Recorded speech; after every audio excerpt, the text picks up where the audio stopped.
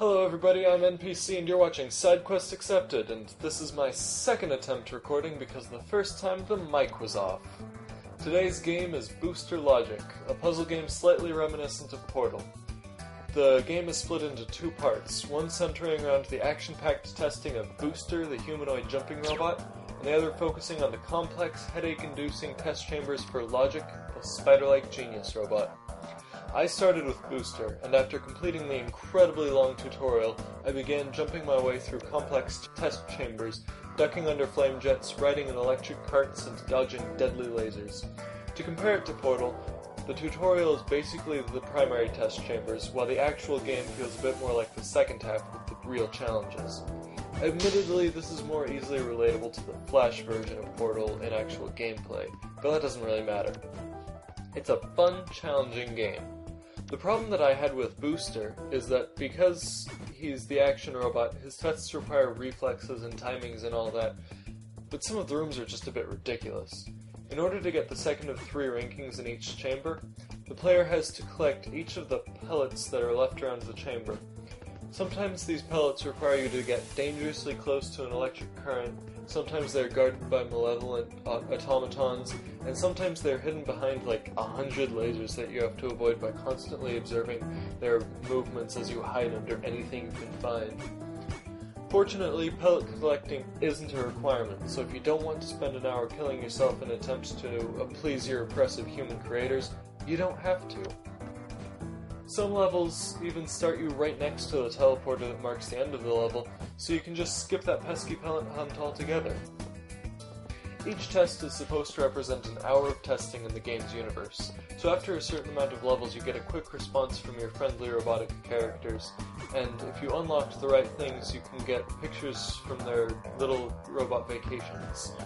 For the first vacation, the player gets to see a robot self-portrait in crayon, making the highly advanced characters seem like preschoolers trying to get a ball out of a tree or something.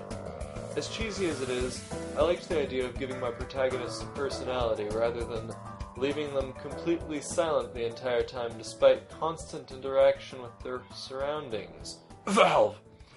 Anyway, next up is Logic. This game, similar to Booster, is based around the goal of reaching the teleporter in order to advance to the next puzzle. However, Logic faces rooms that are filled with obstacles of the mind rather than obstacles based on reflex. Unlike Booster, Logic is given 3 items to work with, needs to activate the teleport, and doesn't have the option of ignoring the pellets present in his puzzles. For Logic, the player has to guide the robot through a maze, collecting blue pellets in order to begin the activation sequence of the teleporter, and then must walk over the flashing red button which actually turns on the teleporter.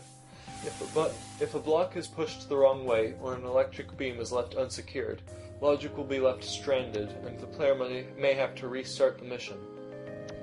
Fortunately, Logic includes the ability to save within a mission, so if you're sure that you've done everything right up to a point, but you aren't sure if you should push a block left or right, you can save your game.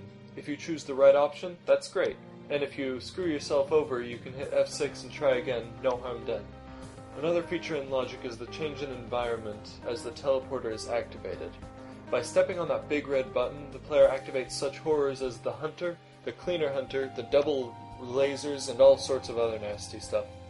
Though it sometimes brings good things, like disabling those annoying moving walkways that were obviously taken from our Pokemon-induced nightmares. Logic also keeps a log of his activities for the day, though unlike Booster, he has a more intellectual approach to the records of his testing. His self-portrait is still in crayon, and he explains the lack of finesse by citing his hands, which are not designed to grip things, and I just remembered that I was going to talk about items. Logic gets to use a jump item, a shooter item, and a projector item. The jump item allows him to leap over any obstacle, moving him 2 spaces ahead. The shooter item shoots a little burst 2 spaces ahead, disabling whatever device it's aimed at, and the projector creates a floor panel somewhere where there's a gap on the floor.